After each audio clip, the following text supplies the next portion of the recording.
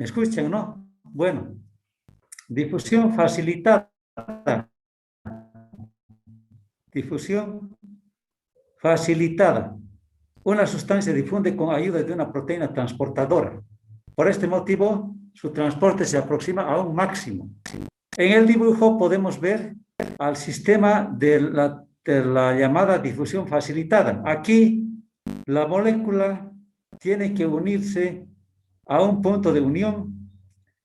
Luego de unirse, esta molécula sufre cambios de conformación y se abre hacia este lado para que pueda pasar la molécula. Entonces, esta molécula también se está moviendo por difusión, pero a través de esta proteína, en el cual se une y esa unión hace que se abra y pasa la molécula. Por este sistema de transporte pasan principalmente la glucosa y la mayoría de aminoácidos. ¿En cuál de los dos creen que la velocidad es mayor de difusión? ¿En la simple, en esta o en esta? Difusión facilitada. ¿Qué dirían? A ver. La difusión simple o la difusión facilitada es más veloz en difusión en su modo de transportarse. La simple, doctor. La simple, doctor. ¿Por qué motivo? Dígame, porque está bien, pero ¿por qué? La La simple. facilitada tiene un límite, doctor, y en cambio la simple no tiene un límite de velocidad. ¿Por qué tiene límite la facilitada?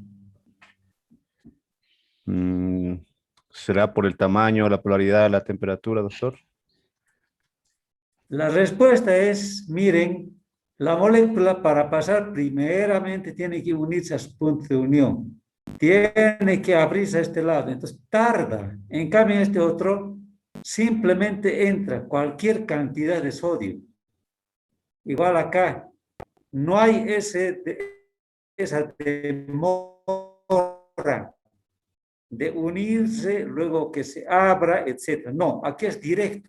Por eso aquí tiene una velocidad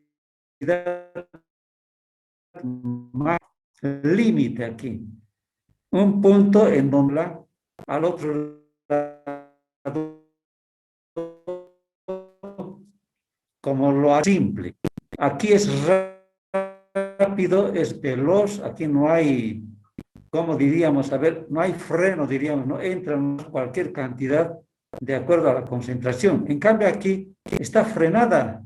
Hay un punto máximo en el cual no puede pasar mucho porque tiene que unirse y tiene que después abrirse, luego otra vez tiene que volver a cerrarse, etc. Muy bien, esta sería la difusión facilitada. Hablando de difusión, vamos a ver que hay factores que afectan a esa tasa de difusión. Hay diferentes factores. Tenemos así la diferencia de concentración, 2, efecto del potencial eléctrico y 3, diferencia de presión. Entonces, queda claro que la difusión se divide en dos. La simple utiliza canales de proteína, pero de esta forma, en donde se presenta un canal libre. La difusión facilitada ocupa otro canal de proteína, pero de esta forma. El sistema de difusión facilitada es que puede pasar en ambos sentidos, dependiendo de que la molécula se una a su punto de unión. Entonces, puede pasar en ambos sentidos. En cambio, aquí es más en un solo sentido, dependiendo de su concentración. Por ejemplo, el sodio no puede salir, porque la concentración de sodio es más afuera que adentro. Igual aquí, el potasio podrá salir por diferencia de concentración, pero no puede entrar, porque no podría de un lugar de baja concentración entrar a otro de alta concentración. En cambio, este sistema podría ser que se dirija en ambos sentidos, ¿no? Entonces, esa es una diferencia, diríamos, entre los dos sistemas de difusión facilitada y difusión simple.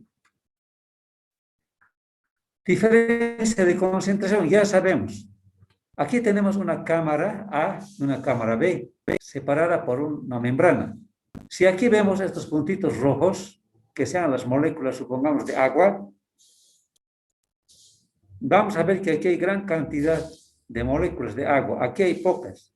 Por lo tanto, por diferencia de concentración, la difusión de dónde a dónde va a ser. Obviamente, desde esta cámara, en donde hay gran cantidad de moléculas de agua, hacia esta cámara, donde hay poca cantidad de moléculas de agua. Entonces, la difusión está afectada por la diferencia de concentración, jóvenes. Este ejemplo es clarísimo. Las moléculas se mueven de un lugar de alta concentración a otro de baja concentración. Entonces, ya ese es un factor que afecta a la tasa neta de difusión, la diferencia de concentración. Efecto del potencial eléctrico. Acá, vamos a ver en la B. Aquí adentro, en esta cámara, hay carga positiva. Aquí afuera hay carga negativa. De hecho, estas moléculas están con carga eléctrica negativa. Eléctricamente, ¿qué es lo que pasa, jóvenes? Signos iguales se repelen, ¿no es cierto? Aquí están menos, se repelen. ¿Qué pasa con el otro signo contrario? Se atraen. Entonces, las moléculas con carga negativa van a difundir hacia este lado atraídas por la carga positiva. Repito, las moléculas al tener carga negativa van a difundir hacia este lado atraídas por la carga positiva. Este es el llamado efecto del potencial eléctrico, que también afecta a la tasa de difusión. Tasa de difusión, ¿no es verdad? Y finalmente, la diferencia de presión. Si nosotros en esta cámara aplicamos presión mediante este pistón, empujamos, aplicamos presión, obviamente la difusión ha de ser de este lado a este lado.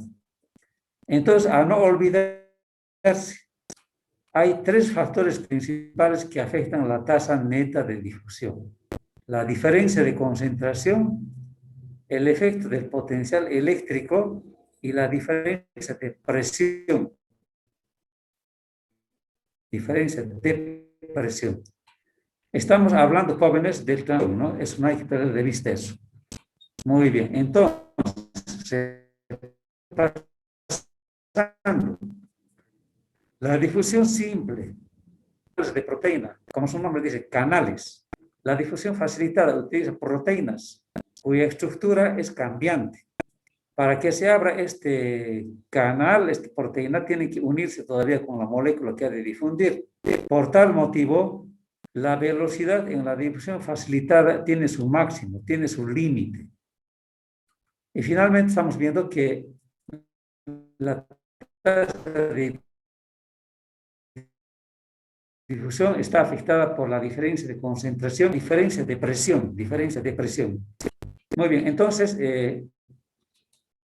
está fácil de entender esta parte. Un ejemplo típico y característico es a nivel de los pulmones. Si dibujamos al alveolo en forma esquemática, acá un alveolo pulmonar, y aquí el capilar por donde está pasando la sangre. El oxígeno con el aire que metemos al inspirar entra en grandes cantidades al alveolo pulmonar. En la sangre hay poco oxígeno. Por diferencia de concentración, ¿de dónde a dónde va a difundir el oxígeno? ¿Del alveolo a la sangre o de la sangre al alveolo? ¿Cuál sería la respuesta? A ver, alguien, rapidito. De la sangre al alveolo, doctor. De la sangre al alveolo. El alveolo a la sangre, doctor. Mi alumna está en la luna de Valencia. ¿Qué ha pasado? Hemos dicho clarísimo.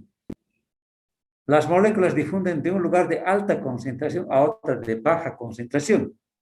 En el alveolo hay pues gran concentración de oxígeno porque está llegando desde el ambiente atmosférico. Metemos aire y metemos oxígeno. En cambio, por la sangre está circulando poco oxígeno porque justamente se está yendo a oxigenar esta sangre venosa. No tiene oxígeno, tiene muy poco. Por diferencia de concentración, entonces el oxígeno ha de difundir del alveolo al capilar. ¿Qué va a pasar ahora con el otro gas, el dióxido de carbono? ¿Dónde está más concentrado? ¿En la sangre o en el alveolo? En la En sangre. La sangre. Ahora, ¿de dónde a dónde ha de difundir el dióxido de carbono? ¿De la sangre al alveolo o del alveolo a la sangre? De la De la sangre. De la sangre al alveolo, doctor. Bien, aquí estamos viendo entonces ese factor que nos dice la tasa de difusión está afectada por la diferencia de concentración. Ese es uno de los factores. Las moléculas se mueven de un lugar de alta concentración a otra de baja concentración, como este ejemplo, el intercambio de gases jóvenes, ¿ya? Perfecto, espero que se haya entendido. Ahora bien, ¿qué sucede cuando aumenta la presión en un vaso sanguíneo? Ahora vamos a hablar de la presión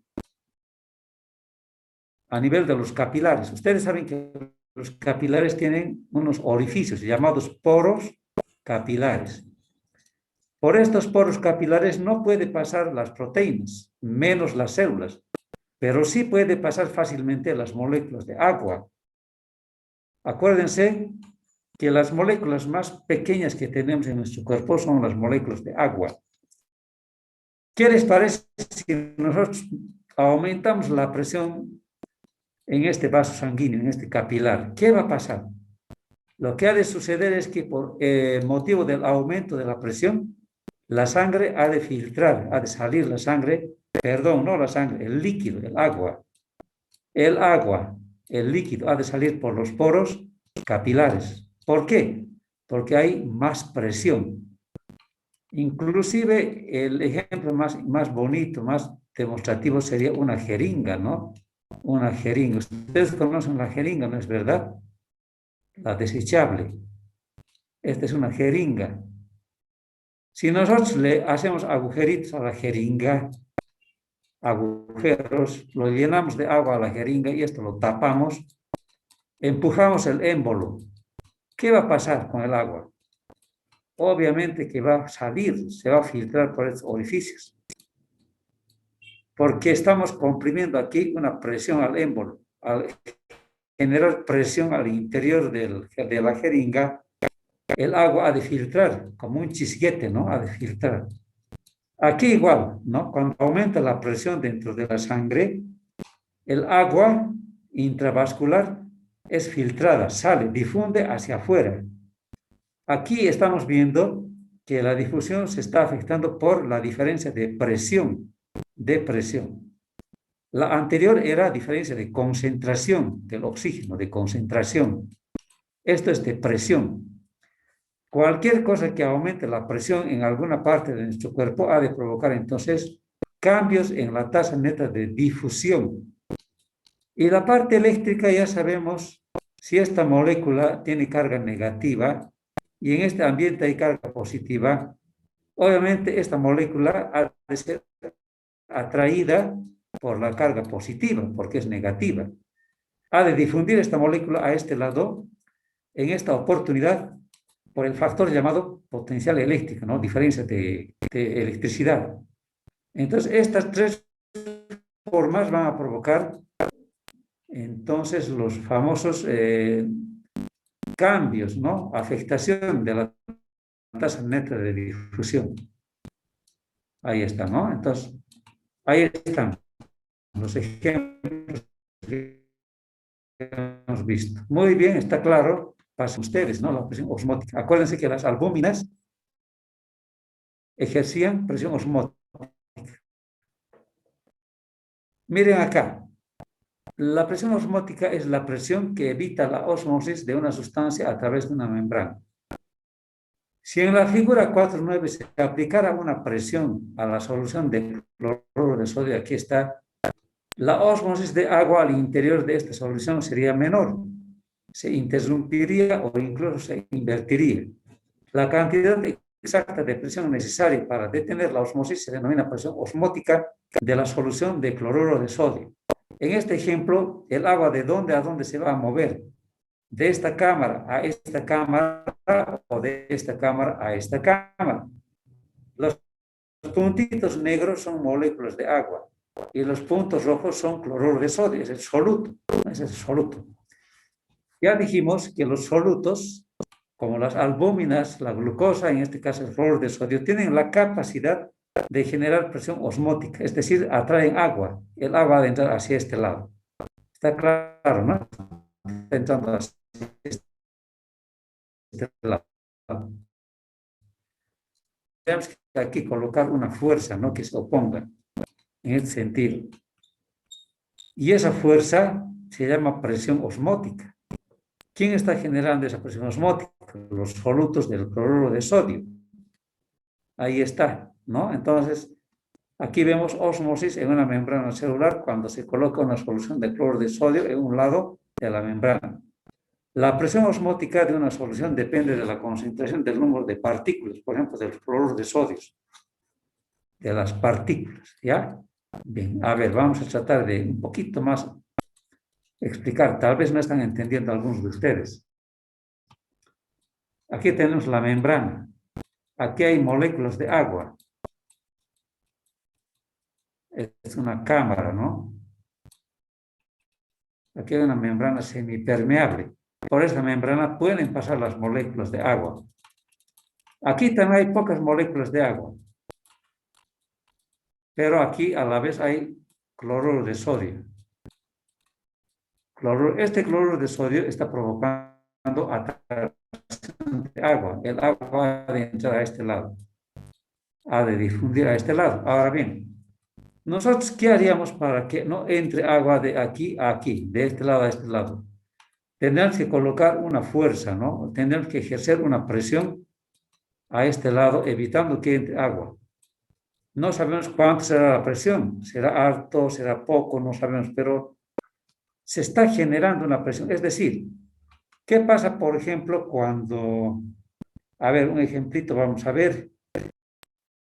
Cuando empieza a entrar agua a tu cuarto, ¿no? Tu puerta está cerrada. El agua empieza a entrar a tu cuarto. Para que no entre el agua, tu puerta tienes que cerrar. Tienes que hacer un gran esfuerzo. Es la entrada de agua está generando una presión, una fuerza, que para contrarrestar, ustedes tienen que empujar la puerta también con mucha fuerza. Entonces, esta difusión de agua está generando esa presión, por eso se llama presión osmótica. ¿Y quién genera esa presión osmótica? Los solutos, en este caso el cloruro de sodio, estos están generando presión osmótica. La fuerza de presión osmótica depende del número de los solutos, del número de los solutos. Es decir, si hubiera aquí varios cloruros de sodio, generarían más y mayor presión osmótica, absorberían más agua. Pero si fuera poco, ahí está, digamos que estamos aquí con esa membrana, otra vez.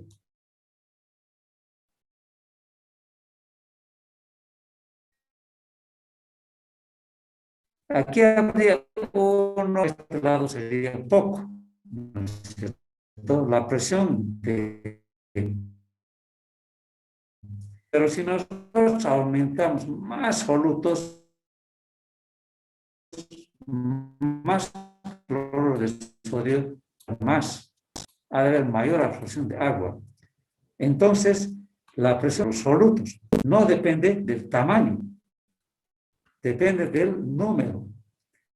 Si aquí ponemos un grande cloruro de sodio, un gigante, no va a poder hacer nada este solito.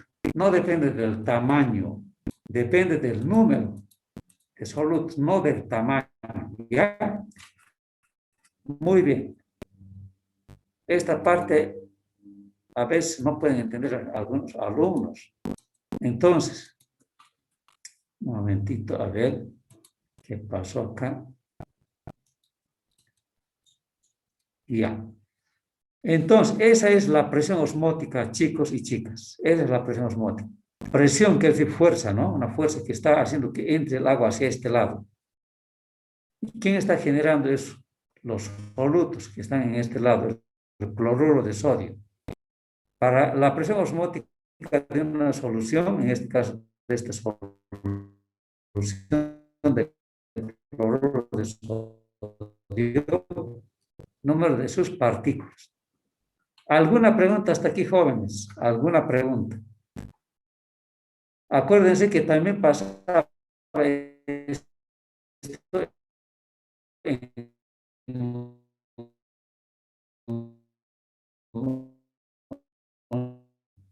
Doctor, disculpe, creo que se escucha entrecortado.